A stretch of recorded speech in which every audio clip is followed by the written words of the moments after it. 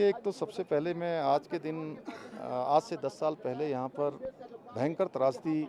जो बाबा केदार में आई थी, उस त्रासदी में हजारों लोग हताहत हुए थे, दिवंगत हुए थे, हमारे बीच नहीं रहे।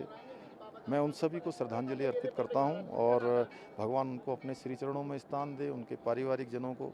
हर प्रकार से उनको एक शक्ति दे कि वो अपने जीवन में अपने उसमें आगे बढ़ें। और साथ ही साथ मैं आदरणीय प्रधानमंत्री मोदी जी का भी धन्यवाद करना चाहता हूं कि उन्होंने इस पूरे परिसर को एक नया स्वरूप देने का काम किया है, भव्य केदार और दिव्य केदार बनाया है। जो यहाँ पर काम करना एक कठिन चुनौती हुआ करता था, उसको एक मास्टर प्लान बनाकर बाबा केदार का भव्य निर्माण और दिव्य निर्माण यहाँ पर हुआ है। आप देख रहे होंगे यहाँ पर ईशानेश्वर मंदिर बना है, पीछे हमारे यहाँ पर शंकराचार्य जी की समाधि लग गई है, आस्था पथ बन गया है, सरस्वती घाट बन गए हैं। यहाँ पर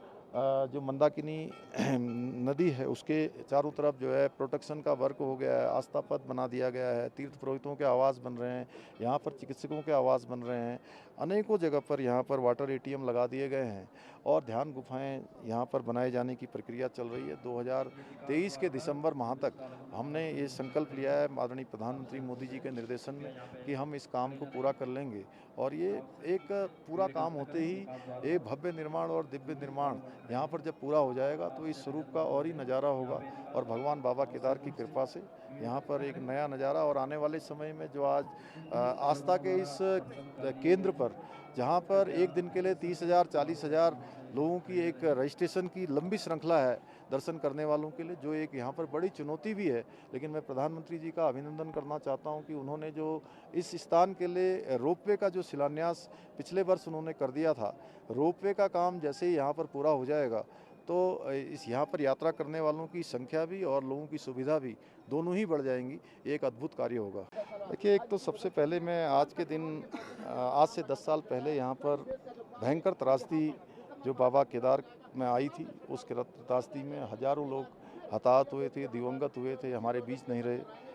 मैं उन सभी को श्रद्धांजलि अर्पित करता हूँ और भगवान उनको अपने श्री चरणों में स्थान दे, उनके पारिवारिक जनों को हर प्रकार से उनको एक शक्ति दे कि वो अपने जीवन में अपने उसमें आगे बढ़ें। और साथ ही साथ मैं आदरणीय प्रधानमंत्री मोदी जी का भी धन्यवाद करना चाहता हूं कि उन्होंने इस पूरे परिसर को एक नया स्वरूप देने का काम किया है, भव्य केदार और दिव्य केदार बनाया है। जो यहाँ पर काम करना एक कठिन चुनौती हुआ करता था, उसको एक मास्टर प्लान बनाकर बाबा केदार का भव्य निर्माण और दिव्य निर्माण यहाँ पर हुआ है। आप देख रहे होंगे यहाँ पर ईशानेश्वर मंदिर बना है, पीछे हमारे यहाँ पर शंकराचार्य जी की समाधि लग गई है, आस्था पथ बन गया है, सरस्वती घाट बन गए हैं। यहाँ पर जो मंदाकिनी